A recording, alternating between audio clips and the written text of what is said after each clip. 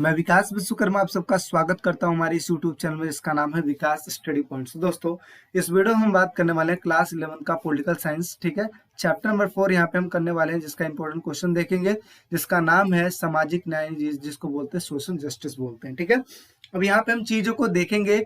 ये आपका last chapter है। इसके अलावा टर्म 2 का जितना भी इंपॉर्टेंट क्वेश्चन था मैंने सारा चीज कंप्लीट करवा दिया है। हाँ, एक सैंपल पेपर और मैंने डिजाइन किया है। पिछला जो सैंपल पेपर था काफी हद तक बच्चों के लिए हेल्पफुल रहा है, और एक सैंपल पेपर और मैं डिजाइन कर रहा हूँ, 1-2 दिन में उसकी भी वीडियो आ जाएगी, उसको प्रैक्टिस कर लीजिएगा। तो डैम श्योर कि आपके अच्छे नंबर आ जाएंगे, यानी कि 35 से ऊपर ही आएंगे। ठीक है, बस बशर्ते बात इतनी है कि आपको मेहनत करनी पड़ेगी। ठीक, अब चलिए इसको स्टार्ट करते हैं। जैसे कि आपको पता है कि नोट्स लेने के लिए आप 7011912793 पे आप मैसेज कर सकते हैं। हाँ, यहाँ पे मैसेज करने के अलावा एक काम और कर सकते हो, डिस्क्रिप्शन में लिंक दे दिया जाता है। ठीक है, आप जाके वहां से नोट्स डाउनलोड कर सकते हो। ठीक है, आप जाके वहां से नोट्स डाउनलोड कीजिए और अच्छे से पढ़िए। ठीक है, अच्छा, एक चीज और मैं बता दूं आपको कि कई सारे बच्चे कहते हैं सर, क्योंकि नोट्स के देखो कुछ कॉस्ट रखे गए मतलब क्या है कि जैसे आप देखो नोट्स के जो है कॉस्ट क्या रखे गए हैं कि पॉलिटिकल साइंस है, पॉलिटिकल साइंस का जितना भी इंपॉर्टेंट क्वेश्चन है, चाहे फिर इसके नोट्स हैं, सारे इंपॉर्टेंट क्वेश्चन का जो नोट्स है आपको सिर्फ और सिर्फ 30 रुपीज में आपको रखा गया है। इसके अलावा पॉलिटिकल साइंस का ऑल सिलेबस का जो नोट्स है वो भी 30 रुपीज या 35 के आसपास अराउंड रखा गया है।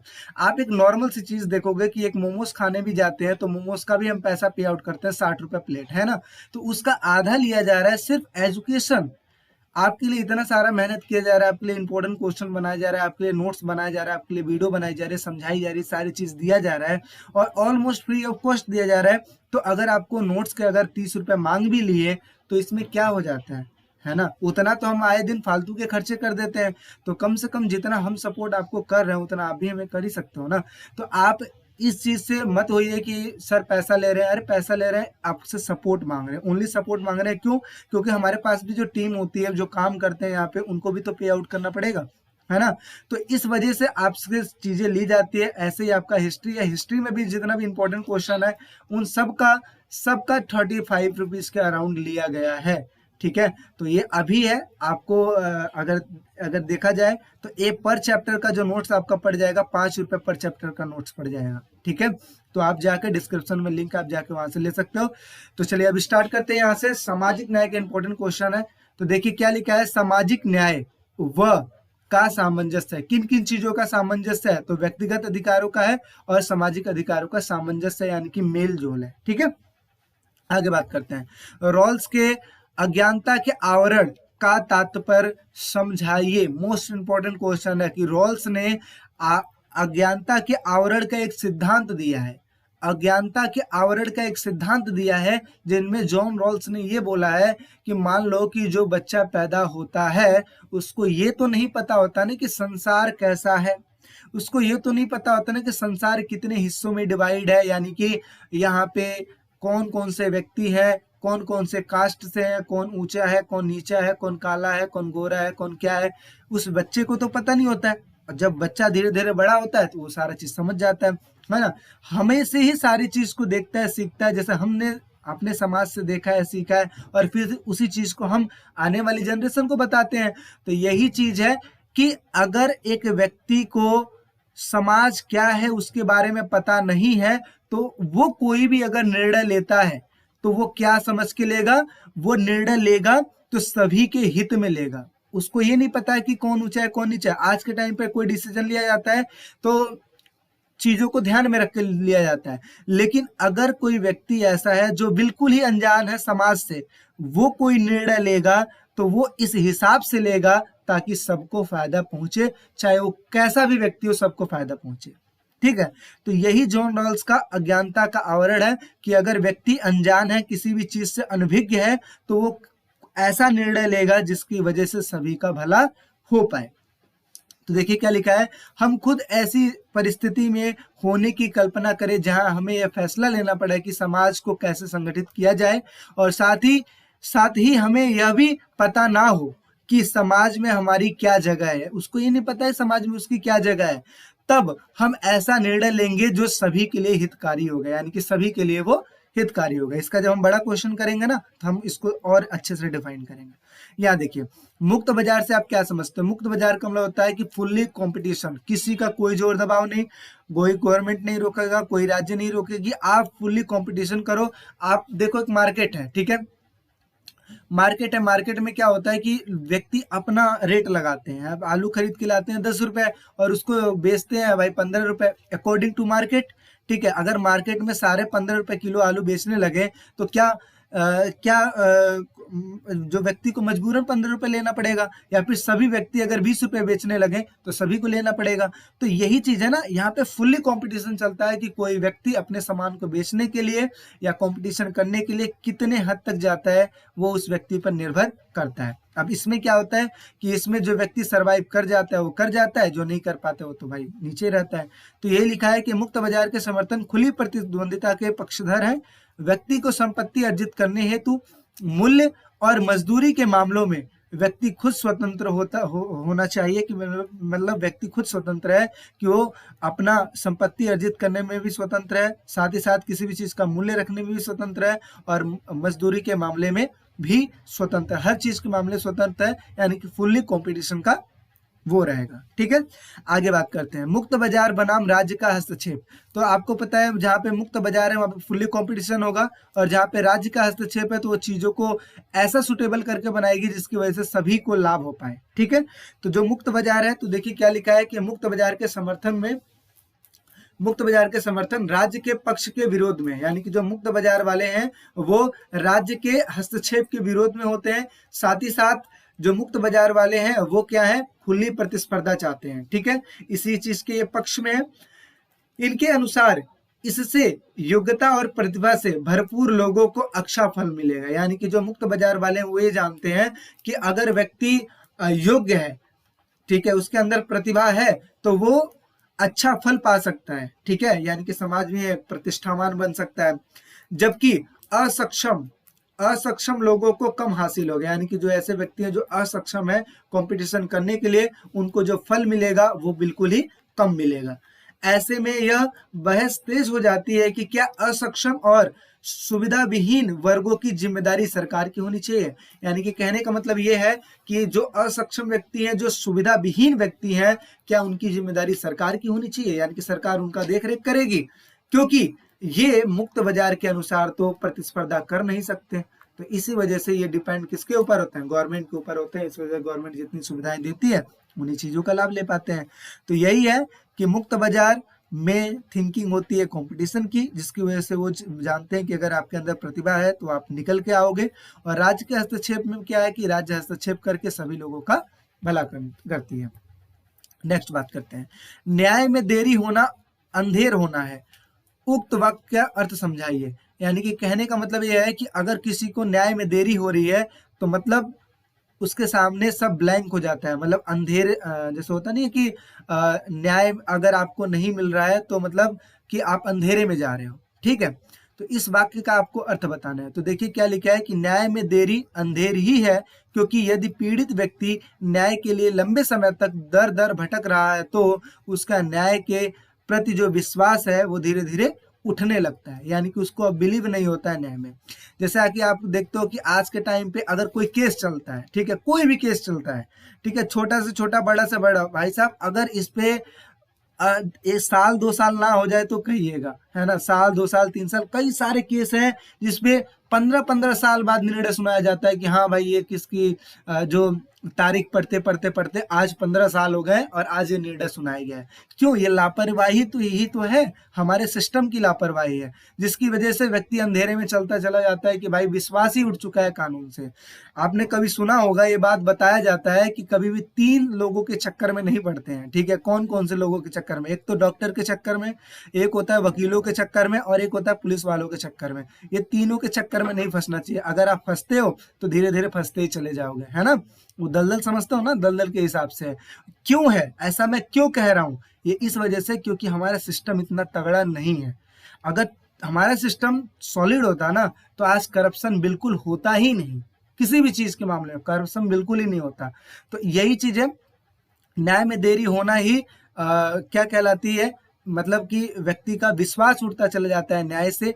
और आगे क्या होता है कि कभी कभी तो ऐसा पीड़ित इंसान उम्मीद लिए ही दुनिया से ही चला जाता है। मतलब क्या है कि दुनिया को ही छोड़ के चला जाता है। कई सारे ऐसे व्यक्ति हैं जो जिनका केस चल तो रहा था लेकिन आज वो दुनिया में नहीं है ना। लेकिन हमारा जो न्याय सॉलिड है। अब मैं क्या इस चीज के बारे में बताऊं, आप खुद ही समझ सकते हो। ठीक है, जैसे जैसे आप लोग और बढ़ते चले जाओगे और आगे पढ़ते चले जाओ आपको सारी चीज समझ में आएगी। देखो इंसान, एक चीज आप समझिएगा कि आपको एजुकेशन मिल रहा है, सारा चीज मैं पढ़ा रहा हूँ या फिर आप लोग पढ़ रहे हैं, तो एक चीज देखिएगा कि आने वाले टाइम में ऐसा कोई गलत काम मत कीजिएगा।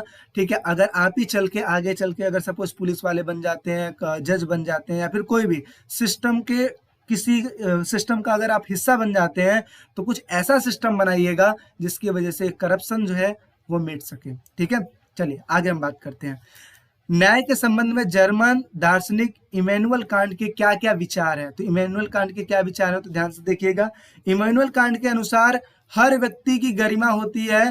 यानी कि इनके कहने का मतलब यह है कि हर व्यक्ति का अपना एक महत्व होता है, अपनी एक गरिमा होती है। इसलिए हर व्यक्ति का प्रयास यह होना चाहिए कि उन्हें अपनी प्रतिभा के विकास के लिए, लक्ष्यों को पूरा करने के लिए अवसर की समानता मिलनी चाहिए, यानी कि समान अवसर मिलना चाहिए।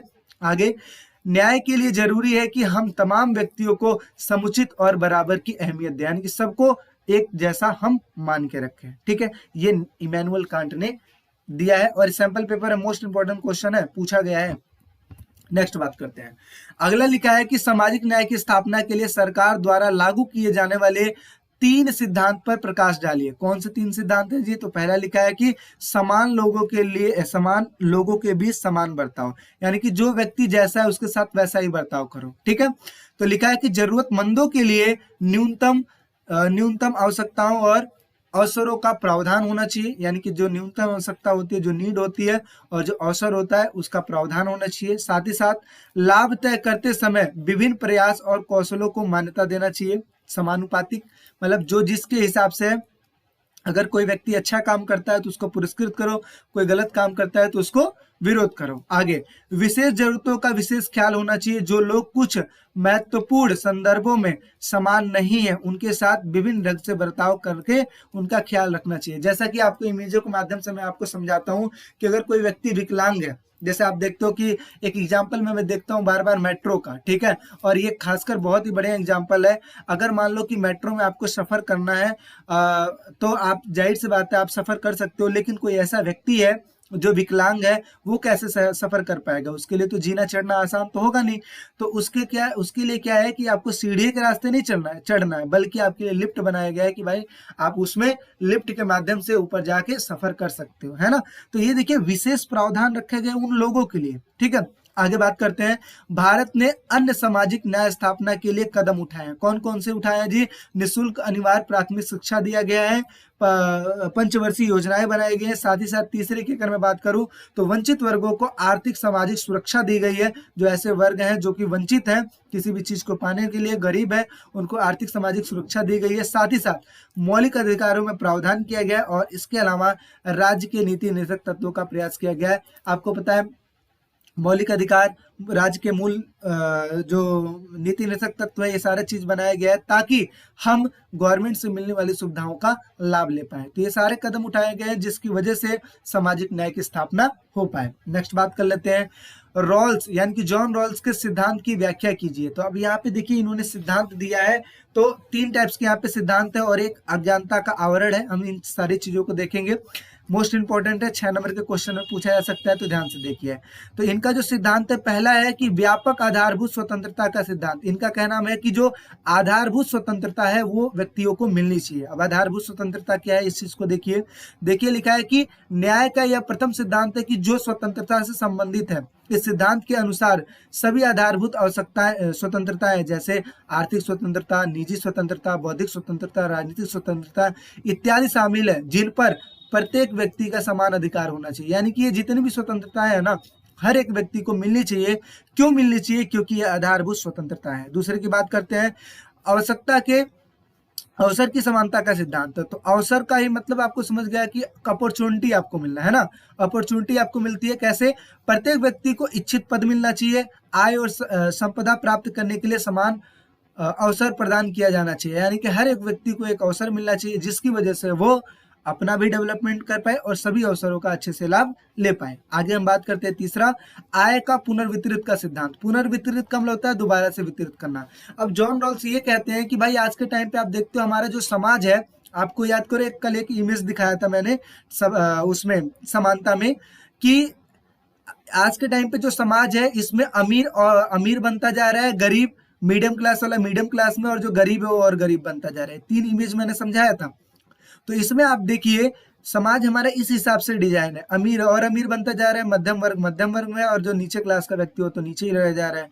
तो जॉन रॉल्स ये कहते हैं कि ये जो निजी संपत्ति लोगों के पास जो भी है, चाहे वो कम हो चाहे ज्यादा हो, सबको क्या करना चाहिए, सबको खत्म करके सबको एक समान बना देना चाहिए, है ना, ताकि यहाँ पे भेदभाव ना रहे और जो सभी व्यक्ति हैं एक दूसरे से मिलजुल के अपना विकास कर पाए। जॉन रॉल्स का कहना यही है। तो देखिए क्या लिखा है कि बाजार अर्थव्यवस्था का स्वाभाविक परिणाम आय और संपदा का असमान वितरण है। जैसा कि मैंने बताया, कोई अमीर है तो कोई गरीब है, अर्थात बाजार अर्थव्यवस्था में देखा जाता है कि जो अमीर है वो अमीर होता जाता है, गरीब जो है वो और गरीब होता जाता है। इसलिए जॉन रॉल्स की मान्यता है कि ऐसी स्थिति में आय और संपदा का पुनर्वितरण होना चाहिए ताकि उच्च आय वर्ग से निम्न आय वर्ग की ओर निरंतरता बहाव होता रहे। मतलब कहने का ये है कि आय का जब पुनर्वितरित कर देंगे जिसकी वजह से जो उच्च वर्ग के जो लोग हैं और जो निम्न वर्ग के जो लोग हैं वो दोनों एक जैसे बन जाएंगे। अतः सीमित आय एवं संसाधनों से यदि कुछ लोग संपन्न हो जाते हैं तो कुछ लोग गरीब भी हो जाते हैं। यानी कि आप देखते हो ना, जो संपदा है, संपदा का जब असमान वितरण होता है तो इससे क्या होता है, कुछ लोग अच्छा बन जाते हैं यानी कि संपन्न हो जाते हैं, कुछ लोग गरीब बन जाते हैं। अतः प्रतिस्पर्धा बाजार अर्थव्यवस्था से उत्पन्न असमानताओं को कम करने के लिए गरीबों की क्षतिपूर्ति करना आवश्यक है। यानी कि ये जो असमानता है जो कि प्रतिस्पर्धा के द्वारा बढ़ चुकी है, इनको क्या करना है, हमें इसको हमें कम करना है, जिसकी वजह से गरीबों की जो क्षति हुई है, जो नुकसान हुआ है, ठीक है, या जो गरीब बन के रह रहे हैं वो भी एक तरीके से अमीरों के बराबर में आ जाए, यानी कि सारे लोग बराबर हो पाए। इनका कहना ये है। आगे हम बात करते हैं अज्ञानता के आवरण, जो कि हमने स्टार्टिंग में बात किया था। तो जॉन रॉल्स ने न्याय प्राप्ति के लिए अज्ञानता के आवरण का सिद्धांत दिया है। क्या कहा है जी, यदि अज्ञानता में रहकर यह निर्णय लिया जाए, अज्ञानता का मतलब क्या हुआ कि आपको कुछ भी पता नहीं है, अगर ऐसा हो जाए कि आपको बिल्कुल ही कुछ पता ना हो और आपको निर्णय लेने के लिए बोल दिया जाए तो आप क्या करेंगे। समाज में न्याय, देखिए लिखा है, यदि अज्ञानता में रहकर यह निर्णय लिया जाए कि समाज में न्याय कैसा होना चाहिए, किस वर्ग के लिए क्या सुविधाएं होनी चाहिए, तो व्यक्ति सबसे कमजोर या निचले वर्ग के लिए भी सर्वश्रेष्ठ नीति का चयन करेगा, क्योंकि उसे यह ज्ञान नहीं होगा कि इस समाज में उसका स्थान क्या होगा। यानी कि अगर व्यक्ति अज्ञान है, उसको पता नहीं है समाज के बारे में, तो वो ऐसा निर्णय लेगा जिसकी वजह से सभी व्यक्तियों का लाभ हो पाए, चाहे वो गरीब हो, चाहे अमीर हो, चाहे कैसा भी हो, क्योंकि उसको ये भी तो नहीं पता कि समाज में लोग कैसे रहे, अमीर है कि गरीब है। इस वजह से वो ऐसा निर्णय लेगा जिसकी वजह से सबका भला हो पाए। तो जॉन रॉल्स का ये सिद्धांत है और मोस्ट इंपॉर्टेंट है। आई होप सारा चीज आपको समझ में आया होगा। तो ये जितनी भी चीजें हैं, सारी इंपॉर्टेंट चीजें आपको बता दी गई है। आई होप सो सारा चीज आपको समझ में आया होगा। अगर आप चैनल पे नए हैं तो आप चैनल को सब्सक्राइब कर लीजिए, क्योंकि ऐसे ही आपके पास नोट्स मिलते रहेंगे, ऐसी वीडियोज आपको मिलती रहेगी, ठीक है। बाकी चैनल को शेयर कीजिए ज्यादा से ज्यादा बच्चों में, ताकि वो भी इनका लाभ ले पाए, ठीक है। साथ ही साथ वीडियो को लाइक कर सकते हैं अगर आपको अच्छा लगा हो तो। अच्छा, एक चीज और मैं बता दूं कि आप लोग के लिए हर चीज का, जियोग्राफी, सोशियोलॉजी, हिंदी, हर चीज की वीडियो आने वाली है। जल्दी पेपरों से पहले मैं लाने की कोशिश करूंगा जितने भी इंपॉर्टेंट, हालांकि सिलेबस तो नहीं करवा पाएंगे क्योंकि ज्यादा टाइम तो है नहीं हमारे पास, 8-10 दिन 15 दिन का टाइम है। तो इस वजह से जितना भी इंपॉर्टेंट क्वेश्चन है सब चीज का डिस्कशन आपको करवा दिया जाएगा, चाहे वो इंग्लिश हो, चाहे हिंदी हो, चाहे कोई भी सब्जेक्ट हो, ठीक है।